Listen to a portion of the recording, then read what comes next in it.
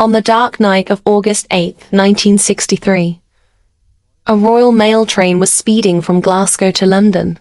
In one of its coaches were bags filled with banknotes worth approximately £2.6 million at the time, equivalent to about £67 million today, or roughly 800 crore in current terms. The train driver, Jack Mills, was pushing the engine hard through the pitch-black night. Suddenly, at a crossing, the signal light turned red. For the driver, this was unusual because at that time and place, the signal shouldn't have been red. Still, Jack Mills immediately applied the brakes and brought the train to a halt on the deserted track. For a moment, silence fell all around. But behind that silence hid a master plan set to execute the heist of the century. The Great Train Robbery, where the train itself was essentially stolen. Welcome back to Deep Truth Files. Viewers, this sounds like a movie plot, but in real life, the robbers executed a suspense-filled plan and looted millions of pounds from Britain's government train without firing a single shot. Everything began months earlier when a few well-known London criminals sat down together to plan a new operation. Bruce Reynolds, the mastermind behind this plan, teamed up with a handful of associates to devise an unprecedented heist. He had secret information about the Royal Mail's operations, obtained from a senior security officer at Royal Mail itself, whose identity remains unknown to this day. The intel revealed that the Glasgow to London train carried a special coach known as the High Value Packages HVP carriage. On a particular day, a massive amount of cash would be in it, and that was the coach they targeted. Bruce Reynolds and his crew were experienced criminals, but they had no prior experience robbing trains. So they brought in another London gang with train robbery expertise, the infamous South Coast Raiders. Slowly the team grew, eventually including more than 15 people. They resolved to rob the government train without using guns. But this wasn't a simple stop-and-grab job. It required months of meticulous planning. On the evening of August 7, 1963, at 6:50 p.m., the train departed Glasgow Central Station bound for London. It was scheduled to arrive at London's Euston Station the next morning at 4 a.m. The train had a total of 12 coaches, plus 72 postal staff sorting mail during the journey. This train was specially run to transport parcels and post to various cities, dropping them off without stopping at intermediate stations. Whenever a station approached, local postal staff would hang bags on a special elevated rack. As the train passed slowly through the platform, the onboard staff would grab the bags using a net-like device, while dropping off the bags meant for that station, all without halting. Through this process, mail was distributed to different stations without stopping the train. The coach targeted for the robbery wasn't yet attached to this train. It was safely parked at Leighton Buzzard Station. This was the HVP coach, carrying large amounts of cash, mostly money orders sent by people to other cities. In 1960, 3 years before the incident, the Post Office Investigation Branch had recommended installing security alarm systems in HVP coaches to enhance protection. By 1961, 3 HVP coaches had these alarms fitted, and the older ones without alarms were kept in reserve. But on the day of the robbery, the alarm-equipped HVP coaches were out of service. So a reserve coach, M3024M, was used instead, one with no security system at all. This was a massive tip-off the robbers received from their Royal Mail insider. When the train from Glasgow reached Leighton Buzzard, railway staff attached the HVP coach right behind the engine as the second coach. This was the first tip the robbers got. But the second tip was even more crucial. Normally, HVP coaches carried around £300,000 in cash. But because the previous weekend had been a bank holiday, a huge amount, nearly £3 million, was loaded that day. And this was tip number 2.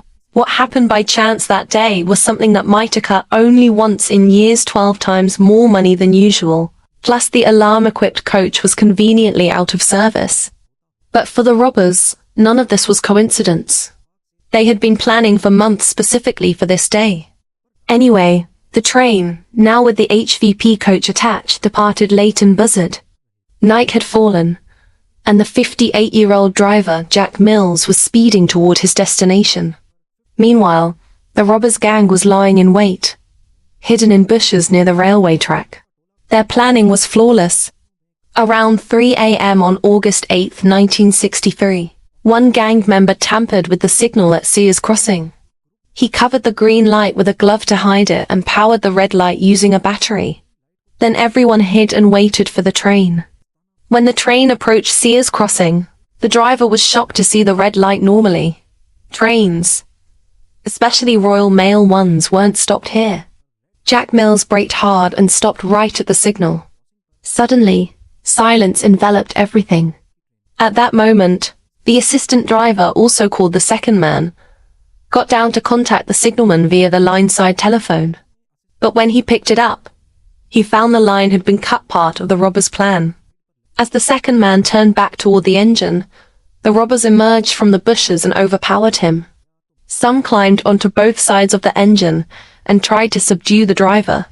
When Jack Mills resisted, one robber struck him on the head with an iron bar, and he collapsed unconscious in the driver's seat. The robbers had come fully prepared. While chaos unfolded in the engine, other team members detached the engine and the first two coaches from the rest of the train. Their plan was to take the train away from there. But where? About 1 kilometer from Sears Crossing was Bradego Bridge, where the robbers' trucks waited.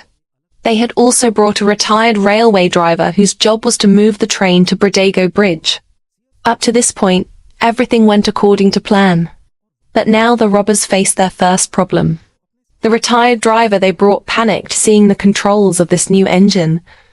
He had never operated this model before. Left with no choice, the robbers revived Jack Mills and forced him to drive the train about 1 kilometer ahead. The engine and two coaches started moving again and stopped at Bradego Bridge 1 kilometer away. During this, the staff and the remaining coaches behind had no idea why the train had stopped. At Bradego Bridge, the robbers broke open the HVP coach doors, entered, assaulted 5 staff members, tied them up face down with ropes, and began their operation. The HVP coach contained a total of 128 bags, stuffed with cash £1, 5 and 10 shilling notes. Their total weight was around 2.5 tons. The train was on the bridge, with a truck waiting on the road below. According to the plan, they had only 15 minutes. So they formed a human chain and loaded 120 out of 128 bags into the truck. The remaining 8 were left behind due to time running out. Their plan had worked perfectly. But in the end, one small mistake occurred that later proved most helpful in catching them. As they left, one robber told the tied-up staff in the HVP coach, "Don't try to get up for 30 minutes, or your lives will be in danger." The robbers had an Austin Lodestar truck on which all the cash was loaded, plus 2 Land Rovers with the same fake number plate BMG 757 to mislead witnesses. After the crime, they all fled. About 45 minutes drive later, at 4:30 a.m., they reached their hideout, a place near Oakley Village, roughly 43 kilometers from the crime scene. During the drive, they listened to police chatter on VHF radio, which helped them a lot. Just as they arrived at the hideout, the police also learned of the robbery. For now, they were thrilled. At the hideout, they celebrated wildly, even played Monopoly using real stolen banknotes. But their joy lasted only minutes. Soon, via radio, they heard the police were searching within a 50 kilometers radius.